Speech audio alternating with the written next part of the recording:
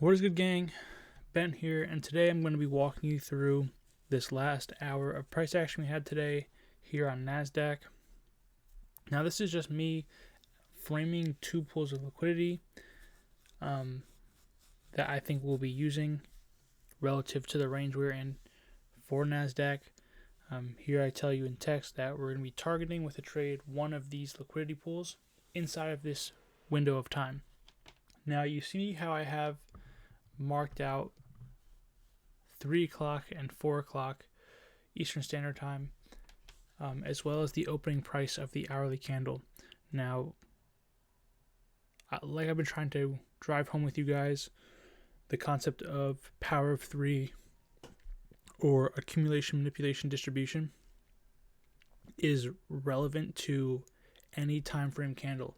So similarly, how we use New York opening price or midnight opening price or anything like that, I'm using the hourly open inside of this window of time to drive home this point. Now, inside this window of time to frame our setup, we're looking for price to seek liquidity, right? And price is going to be driving lower into this sell side liquidity pool.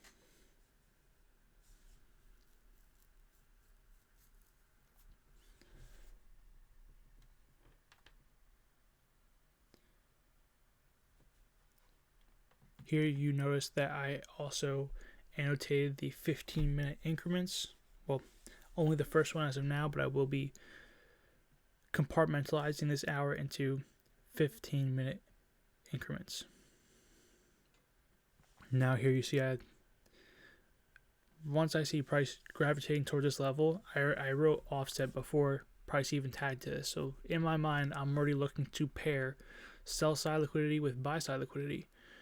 Now, just because I wrote target at an existing liquidity pool above us doesn't mean that's going to be, my end all be all target.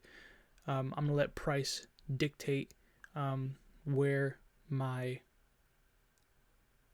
potential entries and exits are. So in this first 15-minute window, in this hourly candle, we have price seeking liquidity.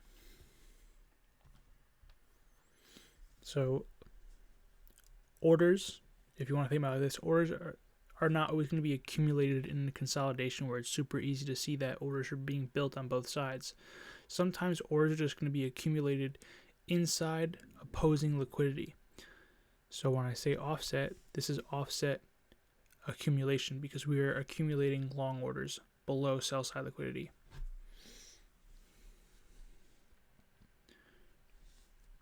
Here we have price consolidating below liquidity.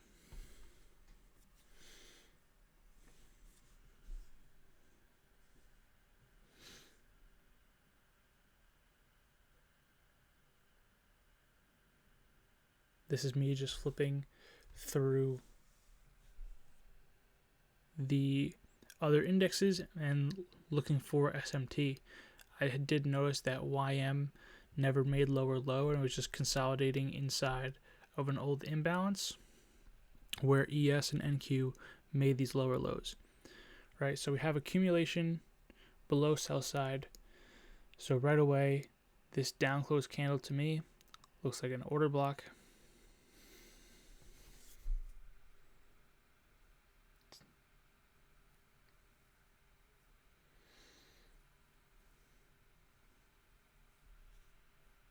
Order block validated upon a shift in market structure.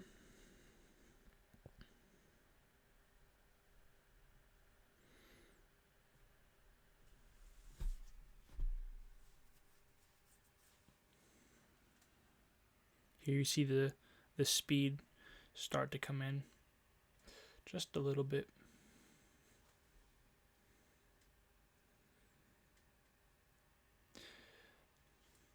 There again, I was flipping through the other charts to see if we had SMT starting to form at the lows, which we did not.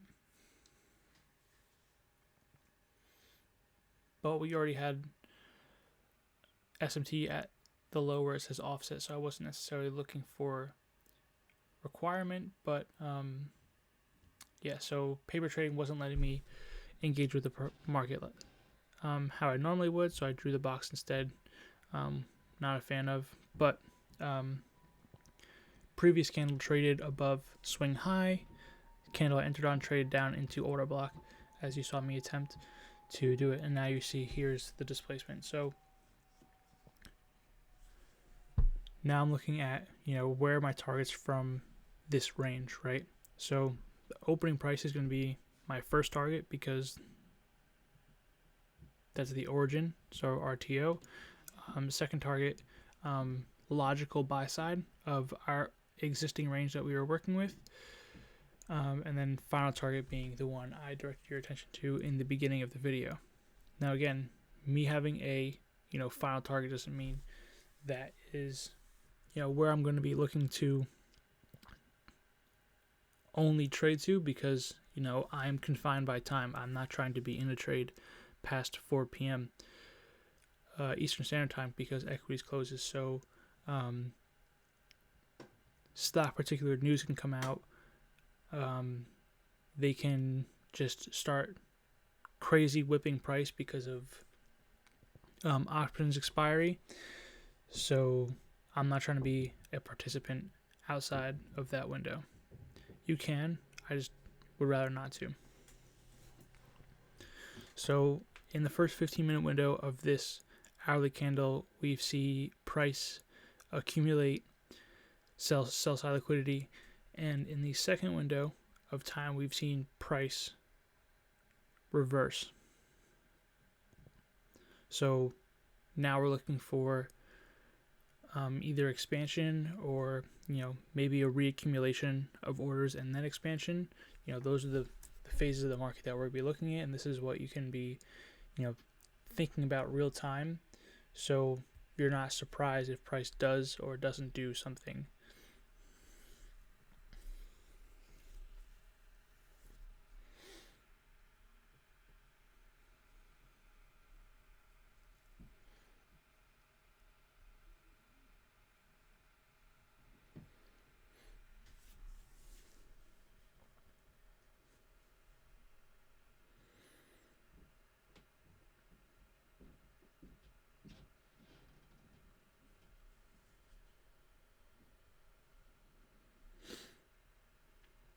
Also, breaking up the hour like this, I expect as we get further into the hourly candle that price should start displacing more quickly.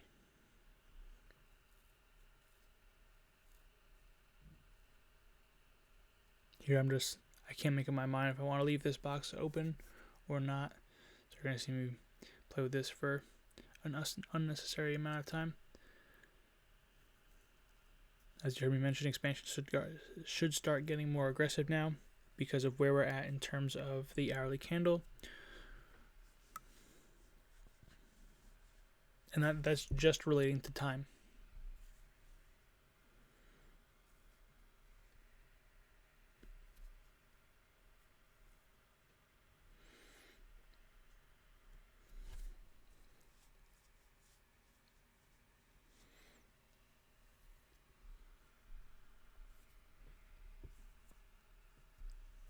Again, just reading the tape. And this is why it's very important to just monitor. If you're going to be trading and watching your trade, it's important to solely monitor what is price doing, and for me it helps to narrate to myself or talk to myself while managing a trade, because it's easy to get caught up in like, oh, I'm losing money here and blah blah blah. But what is price actually doing? And here we see, I didn't draw the line, but this most recent wick down, all it did is take out the previous swing low. Candle body still closing inside of previous fair value gap that wasn't respected to the downside. Now it is. Candle body is respecting it, and here comes the displacement.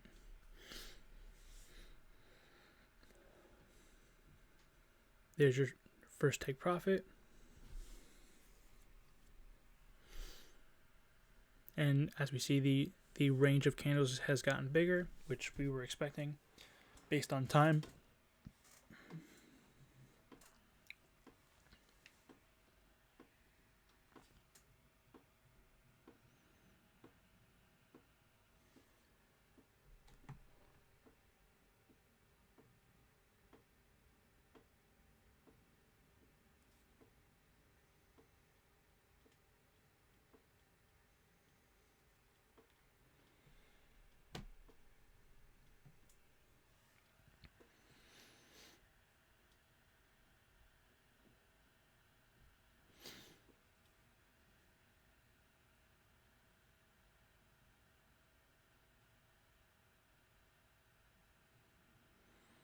Still just monitoring order flow.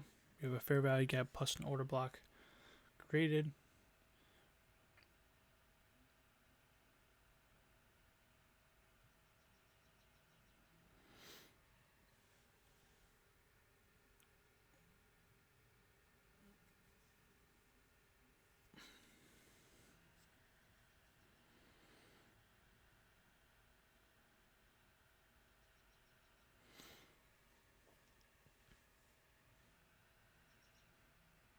And that was just me labeling the phases of price action that we saw inside this hourly candle.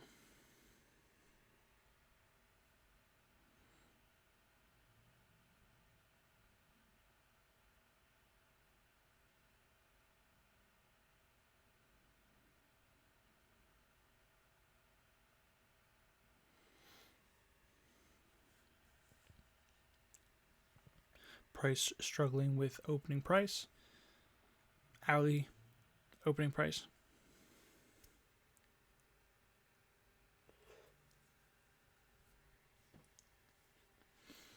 And here's your displacement. Now, monitoring time, we're in the final 10 minutes, so I'm going to be looking for all my objectives, trading wise, to be accomplished, here on this push. Because, like I said, after 4 o'clock, I'm not interested in being in the market.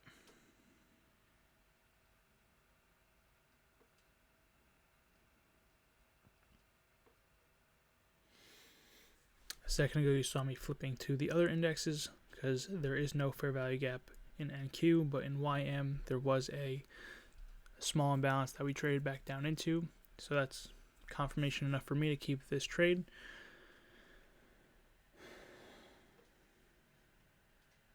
Second take profit there.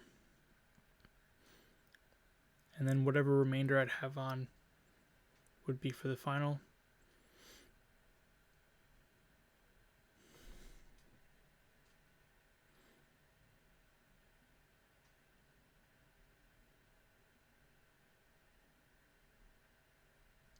Here's me saying I would be closing most of my position there based on because of time,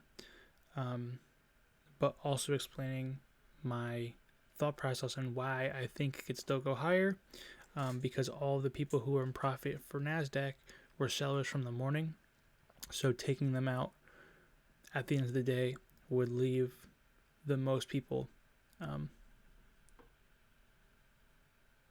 knocked out.